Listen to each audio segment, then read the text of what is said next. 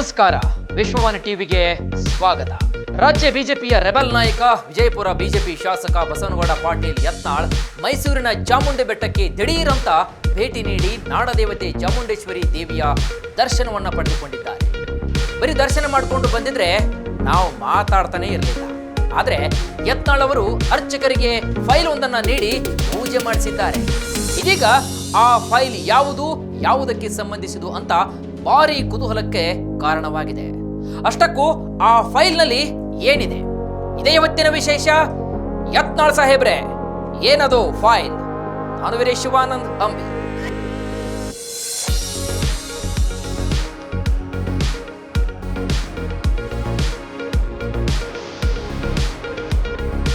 ರಾಜ್ಯ ಬಿಜೆಪಿಯ ಬಣ ರಾಜಕೀಯದಲ್ಲಿ ಇದೀಗ ಪ್ರಮುಖವಾಗಿ ಕಾಣಿಸಿಕೊಂಡಿದ್ದಂತಹ ರೆಬಲ್ ನಾಯಕ, ಅಪ್ಪಟ ಹಿಂದುತ್ವವನ್ನು ಸದಾವಕಾಲ ಜಪಿಸುವ ನಾಯಕ ಹಾಗೂ ರಾಜ್ಯಾಧ್ಯಕ್ಷ BY ವಿಜೇಂದ್ರ ಅವರಿಗೆ ಮಗ್ಗಲು ಮುಳ್ಳಾಗಿರುವಂತಹ ವಿಜಯಪುರದ ಶಾಸಕ ಬಸನಗೌಡ ಪಾಟೀಲ್ ಯತ್ನಾಳ್ ಅವರಿಗೆ ಕೇಂದ್ರ ಶಿಸ್ತು ಸಮಿತಿ ಶೋಕಾಸ್ ನೋಟಿಸ್ ಅನ್ನು ನೀಡಿತ್ತು.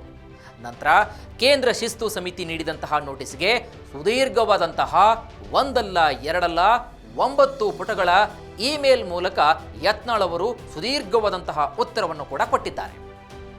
ಇನ್ನು ಉತ್ತರವನ್ನು ಕೊಡುವುದಕ್ಕಿಂತ ಮುಂಚಿತವಾಗಿ ನಾನು ಯಾವುದಕ್ಕೂ ಕೂಡ ಬಗ್ಗಲ್ಲ, ಜಗ್ಗಲ್ಲ, ಉತ್ತರವನ್ನ ಕೊಡಲ್ಲ, ಹಾಗೂ ಇಂತಹ ನೋಟಿಸ್ಗಳಿಗೆಲ್ಲ ಹೆದರುವ ಮಗ ನಾನು ಅಲ್ವೇ ಅಲ್ಲ ಅಂತ ಹೇಳಿದಂತಹ ಶಾಸಕ ಬಸನಗೌಡ ಪಾಟೀಲ್ ಯತ್ನಾಳ್ ಯಾಕೋ ಸ್ವಲ್ಪ ತಂಡ ಹೊಡೆದಂತೆ ಕಾಣ್ತಾ ಇದೆ.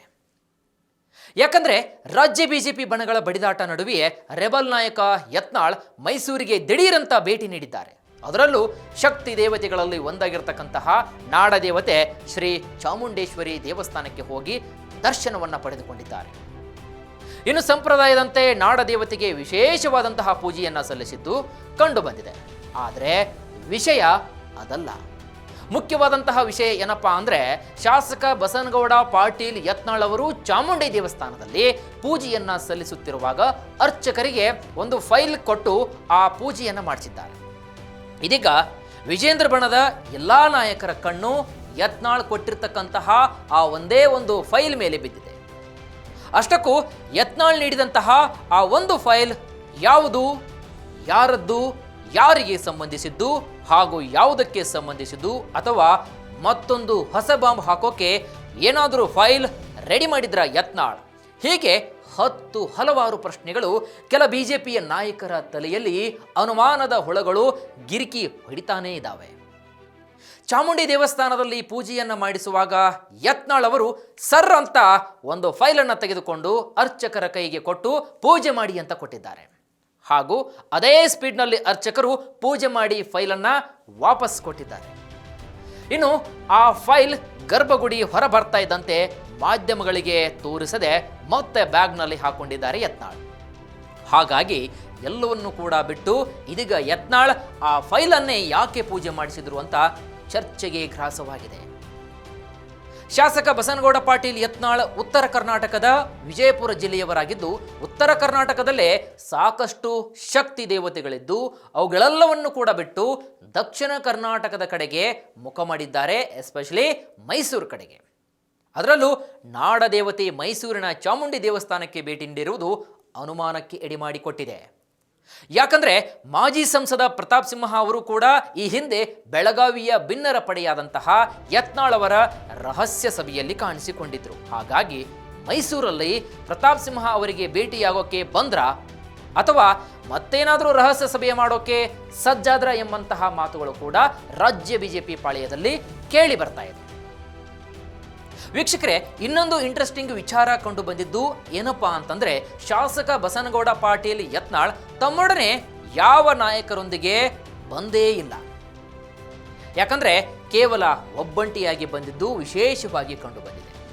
ಯಾಕಂದ್ರೆ ಯತ್ನಾಳ್ ಹೋದ ಕಡೆ ಬಂದ ಕಡೆ ಅವರದೇ ಆದಂತಹ ಒಂದು ಟೀಮ್ ರೆಡಿ ಇರುತ್ತೆ. ಆದ್ರೆ ಇಲ್ಲೇನಾಯ್ತು, ಮೈಸೂರಿಗೆ ಬಂದಿದ್ದಂತಹ ಯತ್ನಾಳ್ ಮಾತ್ರ ಒಬ್ಬಂಟಿಯಾಗಿ ಬಂದಿದ್ದಾರೆ. ಇನ್ನು ದೇವಿಯ ದರ್ಶನವನ್ನ ಪಡೆದು ಹೊರಗೆ ಬಂದಂತಹ ಯತ್ನಾಳ್ ಮಾಧ್ಯಮಗಳಿಗೆ ಯಾವುದೇ ರೀತಿಯಾದಂತಹ ಪ್ರತಿಕ್ರಿಯೆಯನ್ನು ನೀಡದೆ ಮೌನಕ್ಕೆ ಶರಣಾಗಿದ್ದಾರೆ. ಇನ್ನು ಇದೇ ಸಂದರ್ಭದಲ್ಲಿ ಜೈ ವಿಜಯೇಂದ್ರ, ಜೈ BSY ಅಂತ ಕೆಲವೊಂದಿಷ್ಟು ಅಭಿಮಾನಿಗಳು ಘೋಷಣೆಯನ್ನ ಕೂಗಿದ್ರು ಕೂಡ ಯತ್ನಾಳ್ ಮಾತ್ರ ಡೋಂಟ್ ಕೇರ್. ಯಾವುದಕ್ಕೂ ಕೂಡ ತುಟುಕ್ ಪಿಟಿಕ್ ಅನ್ನದೇ ಎಲ್ಲದಕ್ಕೂ ಕೂಡ ಮೌನವೇ ಉತ್ತರ ಎಂಬ ಸಂದೇಶವನ್ನು ಸಾರಿದ್ದಾರೆ.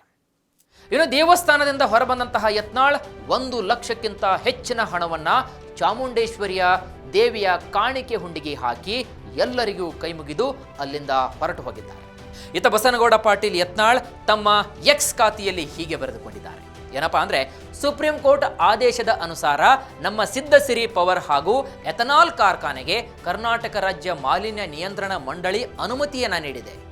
ಈ ಸಂಬಂಧ ನಾನು ನಾಡದೇವತೆ ಚಾಮುಂಡೇಶ್ವರಿ ಅಮ್ಮನವರಿಗೆ ವಿಶೇಷವಾದಂತಹ ಪ್ರಾರ್ಥನೆಯನ್ನು ಸಲ್ಲಿಸಿ ಪೂಜೆಯನ್ನು ಸಲ್ಲಿಸಿದ್ದೇನೆ. ಇನ್ನು ಚಿಂಚೋಳಿ ತಾಲೂಕಿನಲ್ಲಿರುವಂತಹ ನಮ್ಮ ಕಾರ್ಖಾನೆ ಆರಂಭವಾಗುವುದರಿಂದ 100 ಉದ್ಯೋಗ ಸೃಷ್ಟಿಯಾಗುತ್ತದೆ ಹಾಗೂ ರೈತರ ಏಳಿಗೆಗೆ ಇದು ನಾಂದಿಯಾಗುತ್ತದೆ ಅಂತ ತಮ್ಮ ಎಕ್ಸ್ ಖಾತೆಯಲ್ಲಿ ಸ್ಪಷ್ಟವಾಗಿ ಬರೆದುಕೊಂಡಿದ್ದಾರೆ ಯತ್ನಾಳ್.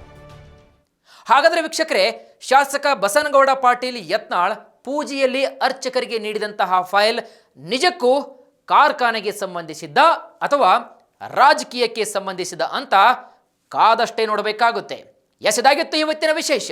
ಮತ್ತಷ್ಟು ವೈವಿಧ್ಯಮಯ ಸುದ್ದಿಗಳಿಗಾಗಿ ನೋಡ್ತಾ ಇರಿ ವಿಶ್ವವಾಣಿ ಟಿವಿ.